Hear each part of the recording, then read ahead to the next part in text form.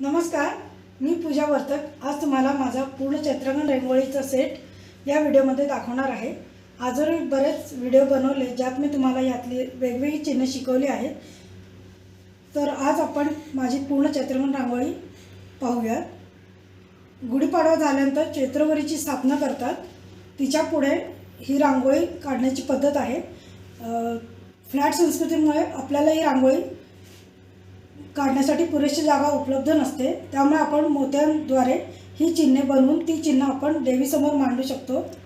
तर आपण आज यातली एक एक चिन्ह पाहूयात आणि त्यांची नावे मी सांगते।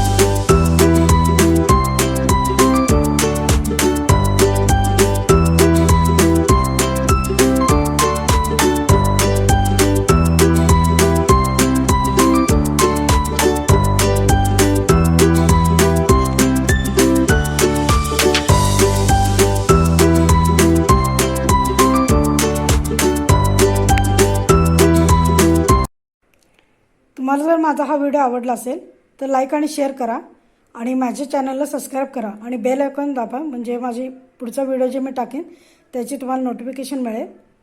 थँक्यू.